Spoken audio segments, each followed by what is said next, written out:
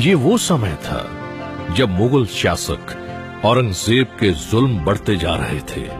वो अपनी ताकत और जुल्म से कश्मीरी पंडितों को धर्म परिवर्तन करने के लिए मजबूर कर रहा था। अब्दुल मुजफ्फर मोइनुद्दीन मोहम्मद औरंगजेब, जो मुगल सम्राट शहंशाह का बेटा था, एक क्रूर और निर्दयी शासक था। वो गैर मुस्लिम धर्म के लोगों को काफिर कहता था और उनसे सख्त नफरत करता था। उसने कश्मीरी पंडितों के धर्म को परिवर्तन कराने के लिए एक फरमान जारी किया। औरंगजेब के इस फरमान से कश्मीरी पंडितों में हाहाकार मच गया।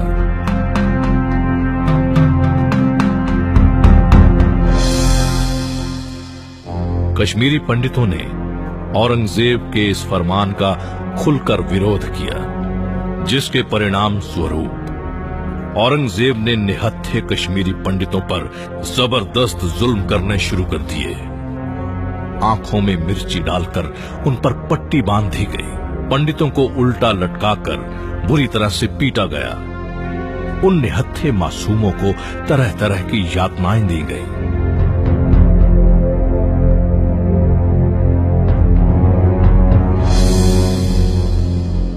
कश्मीरी पंडितों को किसी ने बताया कि उनकी इस समस्या से उन्हें सिर्फ सिख धर्म के 9वें गुरु श्री गुरु तेग बहादुर जी ही निकाल सकते हैं। कश्मीरी पंडितों का एक जत्था श्री गुरु तेग बहादुर जी के पास अपनी फरियाद लेकर अनंतपुर साहिब पहुंचा। उन्होंने गुरु जी को कश्मीरी पंडितों पर हो रहे अत्याचार और जुल्म के बारे में बताया। कश्मीरी पंडितों पर हो रहे अत्याचार को सुनकर गुरु तेग बहादुर जी उदास हो गए। उन्होंने उनसे कहा कि जब तक इस अत्याचार का विरोध नहीं किया जाएगा, ये जुल्म नहीं रुक सकता और इसके लिए किसी महापुरुष को इसके खिलाफ आवाज उठानी पड़ेगी।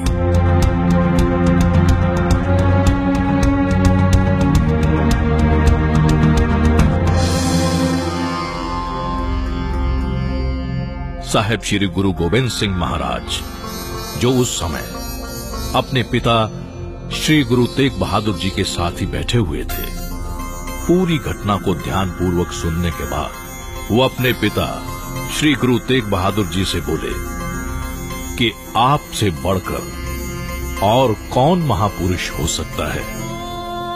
वहां खड़े सभी कश्मीरी पंडित हैरानी से गुरु जी को देखने लगे।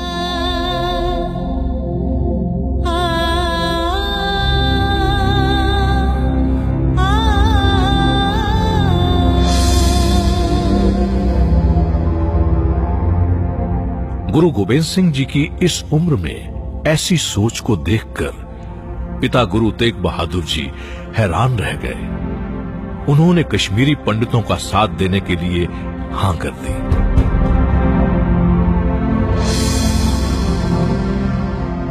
छोटी सी उम्र में इतनी बड़ी सोच रखने वाले गुरु गोविंद सिंह जी की बातों का उनके पिता पर गहरा असर हुआ।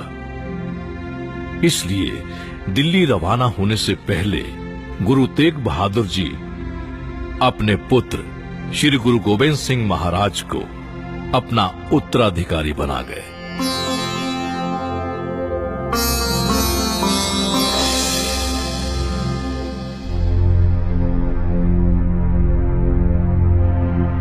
गुरु तेग बहादुर जी कश्मीरी पंडितों पर हो रहे जुल्म और औरंगजेब के धर्म परिवर्तन को रोकने के लिए अपनी जान की परवाह किए बिना औरंगजेब से मिलने दिल्ली की ओर रवाना हो गए।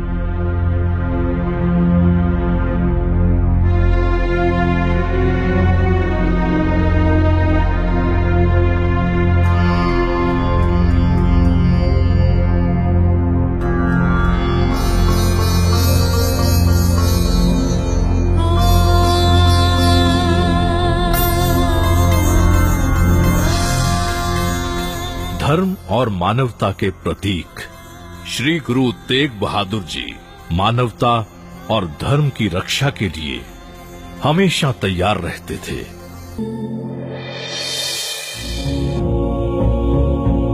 हिंदू धर्म की रक्षा के लिए सिख धर्म के 9वें गुरु धन धन श्री गुरु तेग बहादुर जी।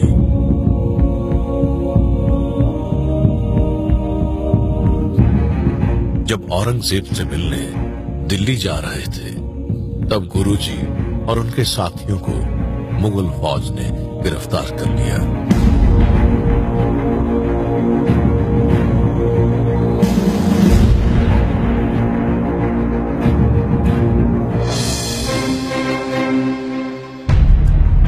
निर्दयी मुगल हुकूमत की फौज गुरु तेग बहादुर जी को दिल्ली में औरंगजेब से मिलाने के लिए एक पिंजरे में कैद करके ले गई।